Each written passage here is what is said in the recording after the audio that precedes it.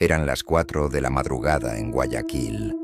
La noche era densa, pesada, como si el aire mismo estuviera cargado de algo terrible a punto de suceder.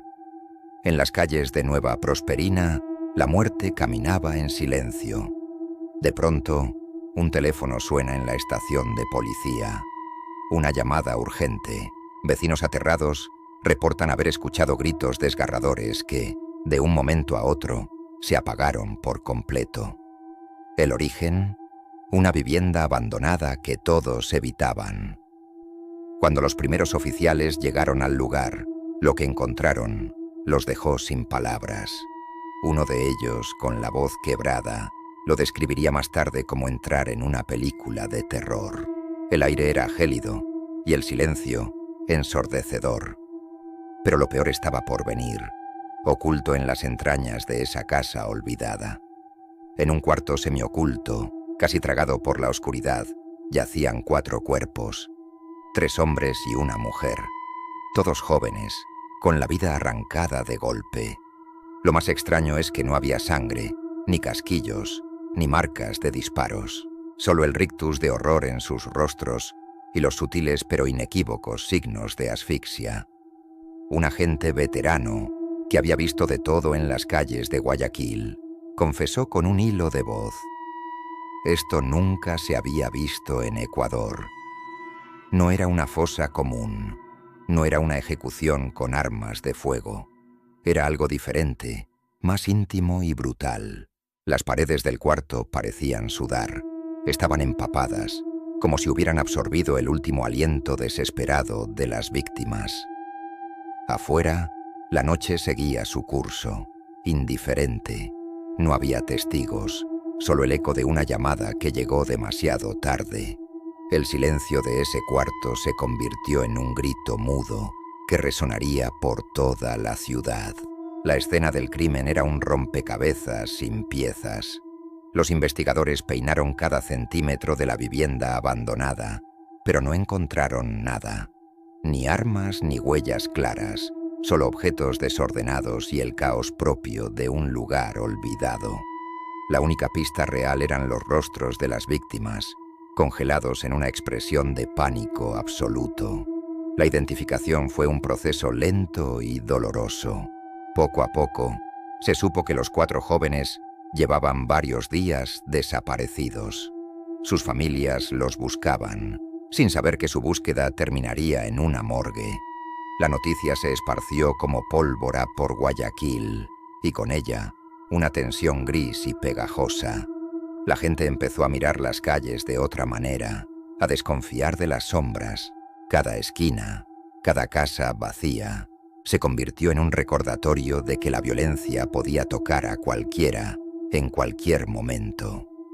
El olor sutil de la muerte, que los policías sintieron al entrar en ese cuarto helado, pareció impregnarse en la memoria colectiva de la ciudad.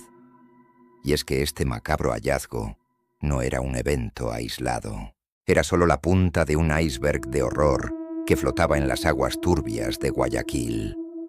Mientras los medios se enfocaban en la casa de Nueva Prosperina, una crisis silenciosa se desataba en el sistema forense de la ciudad.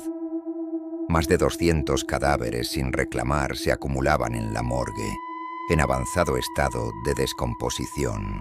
Cuerpos de víctimas de homicidios múltiples, masacres y enfrentamientos entre bandas. Familias que, por miedo a represalias o simplemente por no tener los recursos, nunca aparecieron para identificarlos.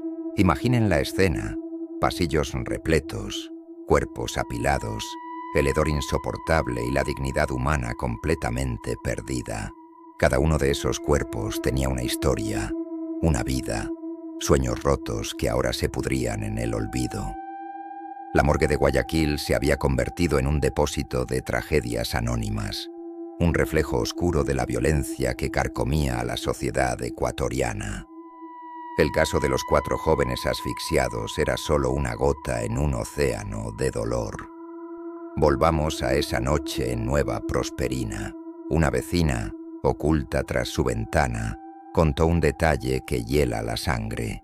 Dijo que, en mitad de la madrugada, Escuchó un coche detenerse bruscamente en la vía de tierra frente a la casa abandonada. Escuchó puertas cerrarse con una fuerza desmedida, un golpe seco que rompió el silencio.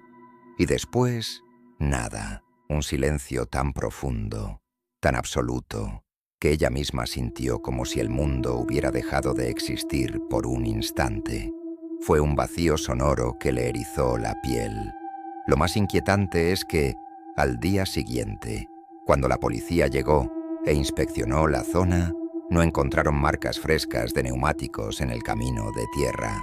Era como si el vehículo, sus ocupantes y el propio sonido hubieran sido tragados por la noche. ¿Cómo es posible? ¿Acaso el terreno seco ocultó las huellas? ¿O el coche desapareció como un fantasma? Este detalle añade una capa de misterio casi sobrenatural al crimen, dejando la pregunta en el aire. ¿Quiénes eran y cómo lograron desvanecerse sin dejar rastro? Esa noche dejó una cicatriz imborrable en Guayaquil. La casa de Nueva Prosperina se convirtió en un monumento al miedo. Aunque la vida sigue y las noticias cambian, el eco de lo que pasó allí nunca se ha callado del todo. En las periferias de la ciudad, cada vez que hay un apagón y la oscuridad lo cubre todo, o cuando un viento fuerte azota las láminas de los techos, la gente recuerda. Recuerdan los gritos que se ahogaron, los cuerpos sin nombre y el silencio que vino después. Porque el verdadero terror no siempre es ruidoso. A veces es una presencia silenciosa que espera en las esquinas, que habita en las casas abandonadas y que se aferra a los cuerpos que nadie reclama. Es un miedo que no se grita, sino que se susurra en la memoria colectiva de una ciudad que aprendió a vivir con sus fantasmas. El eco de esos cuerpos sigue resonando, recordándonos la fragilidad de la vida y la oscuridad que, a veces, se esconde a plena vista. Gracias por acompañarme en esta historia. Si te impactó, no olvides suscribirte para más relatos como este. Cuídate mucho.